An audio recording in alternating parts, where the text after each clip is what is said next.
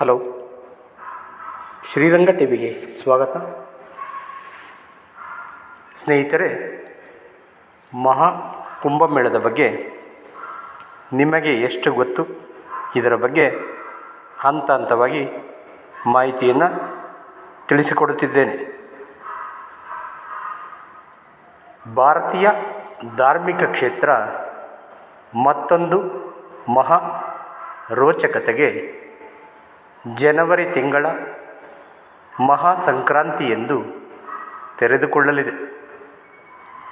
ಪ್ರತಿ 12 ವರ್ಷಗಳಿಗೊಮ್ಮೆ ಸಂಭವಿಸುವ ಮಹಾಕುಂಭಮೇಳದ ಕತೆ ಇದು.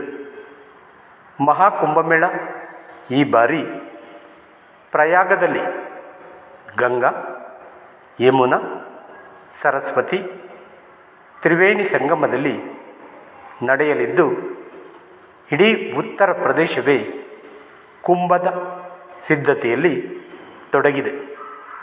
ಈ ಬಾರಿ ಸುಮಾರು 4 ಕೋಟಿ ಜನ ಭಾಗವಹಿಸಬಹುದು ಎಂಬ ಅಂದಾಜಿದೆ. ಪ್ರಯಾಗ್ರಾಜ್ ಜಿಲ್ಲೆಯ ಜನಸಂಖ್ಯೆ ಸುಮಾರು 59.54 ಲಕ್ಷದಷ್ಟಿದೆ. ನಗರದ ಜನಸಂಖ್ಯೆ ಸುಮಾರು 15.36 ಲಕ್ಷ. ಇಲ್ಲಿ ಹಿಂದಿ ಭಾಷಿಕರು ಒಟ್ಟು ಜನಸಂಖ್ಯೆಯ ಶೇಕಡ 94.91ರಷ್ಟಿದ್ದಾರೆ ಹಾಗೂ ಒಟ್ಟು ಜನಸಂಖ್ಯೆಯಲ್ಲಿ ಶೇಕಡ 79.73 ಜನ ಹಿಂದೂಗಳಾಗಿದ್ದಾರೆ. ಛತ್ರ ಪೂಜಾ ಇಲ್ಲಿನ ಪ್ರಮುಖ ಹಬ್ಬ. ಊಟೋಪಚಾರಗಳಲ್ಲಿ ಪ್ರಯಾಗ್ರಾಜ್ ಉನ್ನತ ಮಟ್ಟದಲ್ಲಿದೆ. ಮುಘಲಾಯ್ ಅಡುಗೆ, ಅವಧ್ ಅಡುಗೆ, ಭೋಜ್ಪುರಿ ಶೈಲಿ ಹಾಗೂ ಲಕ್ನೋದ ನವಾಬಿ ಶೈಲಿ ಪ್ರಸಿದ್ಧವಾಗಿದೆ. ದೇಶಕ್ಕೆ ಹಲವಾರು ಪ್ರಧಾನಿಗಳನ್ನು ಮತ್ತು ಮಹನೀಯರನ್ನು ಕೊಟ್ಟ ನಾಡು ಪ್ರಯಾಗ್ರಾಜ್ ಆಗಿದ್ದು, ಹಿಂದೆ ಅಲಹಾಬಾದ್ ಆಗಿ ಮುಂದೆ ಮತ್ತೆ ಪ್ರಯಾಗ್ರಾಜ್ ಎಂಬ ಹೆಸರು ಪಡೆದಿದೆ. ಉತ್ತರ ಪ್ರದೇಶದ ಭಾರತದ ಧಾರ್ಮಿಕ ಮತ್ತು ದೇಶ ಸೇವೆಯ ಅನೇಕ ಘಟನಾವಳಿಗಳಿಗೆ ಸಾಕ್ಷಿಯಾಗಿದೆ. ಪುರಾತನ ಕಾಲದಿಂದಲೂ ತನ್ನ ಪ್ರಾಮುಖ್ಯತೆಯನ್ನು ಉಳಿಸಿಕೊಂಡು ಬಂದಿದೆ. ಪ್ರಯಾಗ್ರಾಜ್ ದಾಖಲೆಗಳ ಪ್ರಕಾರ ಉತ್ತರ ಪ್ರದೇಶದಲ್ಲಿ 85,000 ವರ್ಷಗಳಿಗೂ ಹಿಂದಿನ ಪಳೆಯುಳಿಕೆಗಳು ದೊರೆತಿವೆ. ಮಹಾಭಾರತದಲ್ಲಿನ ಉಲ್ಲೇಖಗಳ ಪ್ರಕಾರ ಉತ್ತರ ಪ್ರದೇಶ ಮಹಾಜನಪದಗಳಲ್ಲಿ ಒಂದಾದ ಕೋಸಲ ರಾಜ್ಯಕ್ಕೆ ಸೇರಿತ್ತು. ಆಗ ಕುರು, ಪಾಂಚಾಲ, ವತ್ಸ ಮತ್ತು ವಿದೇಹ ರಾಜ್ಯಗಳನ್ನು ಮಧ್ಯ ದೇಶ ಎನ್ನಲಾಗುತ್ತಿತ್ತು. ಮುಘಲರ ಕಾಲದಲ್ಲೂ ಉತ್ತರ ಪ್ರದೇಶ ನಿರ್ಣಾಯಕವಾದ ಪಾತ್ರ ವಹಿಸಿತ್ತು. ಬ್ರಿಟಿಷರು ಕೂಡ ಈ ನಾಡನ್ನು ಪ್ರಮುಖವಾಗಿ ಪರಿಗಣಿಸಿದ್ದರು. ಭಗವಾನ್ ಬುದ್ಧ ಸಾರನಾಥದಲ್ಲಿ ತನ್ನ ಮೊದಲ ಧಾರ್ಮಿಕ ಪ್ರವಚನ ನೀಡಿದ್ದ.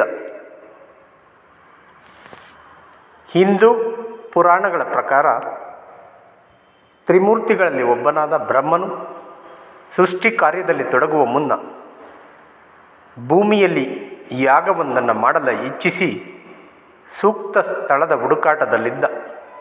ಆಗ ಆತನ ಗಮನ ಹರಿದದ್ದು ಈಗಿನ ಪ್ರಯಾಗ್ರಾಜ್ ಇರುವ ತ್ರಿವೇಣಿ ಸಂಗಮ ಸ್ಥಳದ ಮೇಲೆ.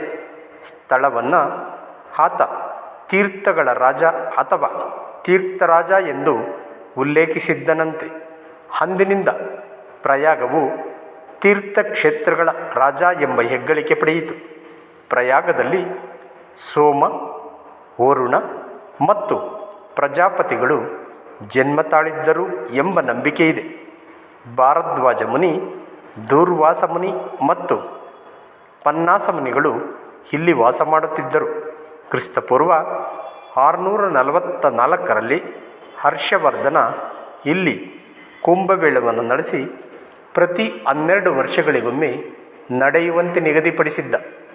ಈ ಹಿಂದೆ 2019ರಲ್ಲಿ ಅರ್ಧ ಕುಂಭಮೇಳ ಪ್ರಯಾಗದಲ್ಲಿ ನಡೆದಿತ್ತು. ಆಗ ಸುಮಾರು 1.5 ಕೋಟಿ ಹೆಚ್ಚು ಜನ ಭಾಗವಹಿಸಿ ಪುನೀತರಾಗಿದ್ದರು. ಈ ಬಾರಿ 2025ರಲ್ಲಿ ಜನವರಿ 13ರಂದು ಕುಂಭಮೇಳದ ಆರಂಭ. ಇದು ಫೆಬ್ರವರಿ 26ರವರೆಗೆ ನಡೆಯುತ್ತದೆ.